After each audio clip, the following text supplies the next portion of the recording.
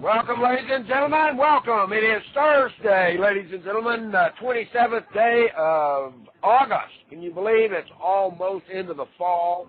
I want to tell you, here in Arkansas and around Louisiana, Texas, and Oklahoma, we got no gardens out there.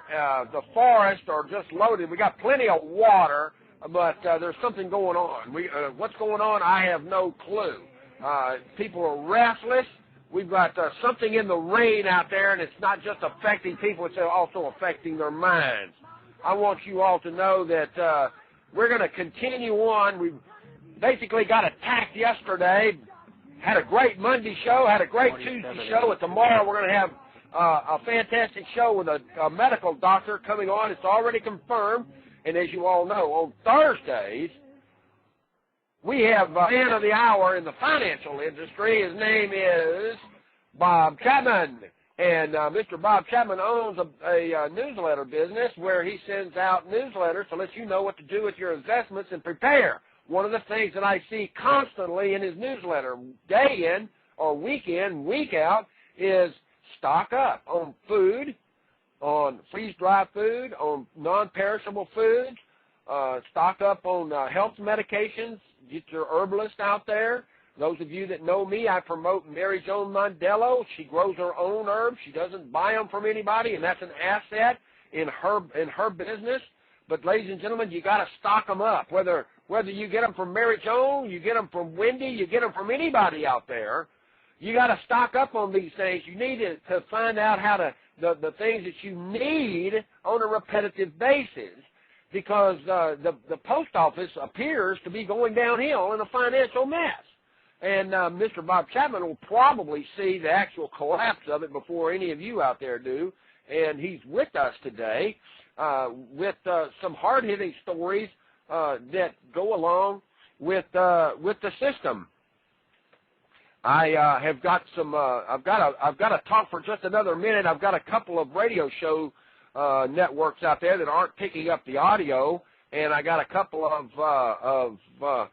listeners off the phone bridge that aren't getting the audio. I want to let you know the phone bridge is up and running.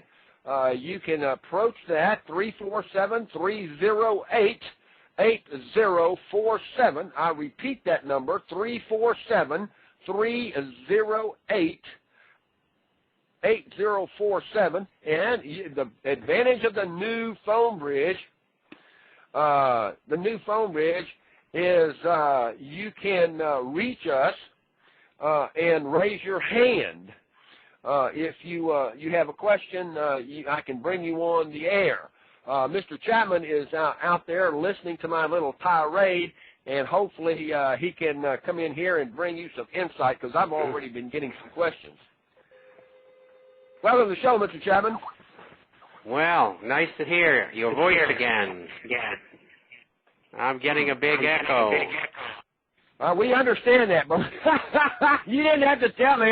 I told Larissa before the show that he's going to get the echo if you don't get it corrected, and I couldn't hold off any further. I just had to keep on going. I had to bring you on. And we knew about the echo problem out there, and hopefully she was able to get it taken care of by now. Well, the echo fixer has just fixed it. We are no longer getting an echo. Now, what is the MOS for an echo fixer? I don't know. We'll have to get one up. That's for sure. You got it. I've got to tell the people out there to try another browser, because their browsers aren't working to get online. I've got to send them some extra links. But I've already got Betty in California, and she says, make sure Mr. Chapman knows this question at the beginning of the show, because he may want to take a long time to discuss it, or he may want to bring it up throughout the show. Please, sir, can you explain how a financial institution here in California, i.e. a mortgage bank, can get $5 billion in stimulus package just over 8 months ago, have 3,475 homes in foreclosure, all but 361 are still occupied in excellent condition. The 361 were burnt in recent fires to the ground, but they're obviously insured. anyhow, how can they come forth and declare bankruptcy and tell the courts that they only have $4.1 billion in assets and owe $9.35 billion, and this is due to, and they tell the court that this is due to their enormous foreclosure losses and costs? My math eludes me, Mr. Chapman. I'm a Marine Corps wife, but I have a college degree. $5 billion in stimulus could easily have paid off the 3,500 plus or minus homes, as there are no homes in this county costing more than $900,000. And even at that, 35,000 times a million is only $3.5 billion. What happened to the other $1.5 billion of their stimulus money? And what kind of scam are these banks and mortgage companies doing all around you? My sister, Betty, is also married to a Marine and lives in Southern California, where homes are well over $1 million. I see a lot of scam. Can you correct me on this, or am I just missing the boat? No, I can't correct you, and the reason why is that there's a lot of things going on as far as corruption is concerned in this money that's being given out. And the government doesn't want to get to the bottom of it because they don't want people to know that the program is rife with corruption. And so that's why you have a missing $1.5 billion, and who knows whose pocket it went into. The stealing is absolutely colossal. It runs from Washington to New York City, and then it runs rampant all over the country.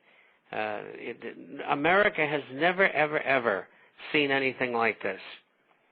And if you noticed last Thursday that a federal court judge, because of a Freedom of Information Act request by Bloomberg's news agency, and the court said that the Federal Reserve cannot refuse to give the information on what financial institutions got the money and what they did with it, and so now the Federal Reserve is complaining to the court saying, "Oh, this will injure these banks and other lenders that we gave the money to," and of course it's a bunch of poppycock. It's along the same kinds of lines that you're talking about, and they are supposed to tomorrow come forth with the information that has been requested by Bloomberg as well as the Federal District Court.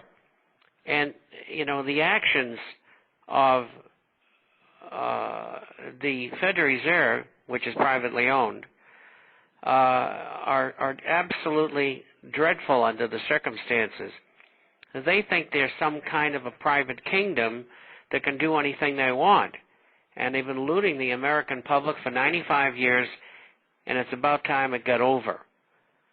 We have H.R. 1207, 282 co-sponsors, sitting in committee. Nancy Pelosi and Barney Frank won't let it out of committee. And I think shortly it's going to come out of committee, because I think if the Fed is forced tomorrow to come up with the information, people are going to absolutely freak out when they see what's going on. I mean, we're talking about trillions of dollars being stolen. Trillions. It's just like, the carpetbagging days after the Civil War. It's just absolutely terrible. But you see the same thing going on there in Southern California, a mortgage company that's going under with debts of $9 billion and assets of $4 billion, whatever it is, and that's what you would call a 1-to-2 ratio, which is bad. It could be worse, but it's bad. And I think the question in the first place is, why did they ever get a bailout package? I mean, if the paper was that bad, how did they qualify? And if that's the case, which it is, what are the big banks doing? The ones that got, 15, 25 billion and stuff like that. And so the whole system at the top is bankrupt. And they're not going to tell the public that. All you get is lies. You know, that's why so many programs have me on, because I'm one of the few people that gets on radio and says, look, this is the way it is, and tells the truth.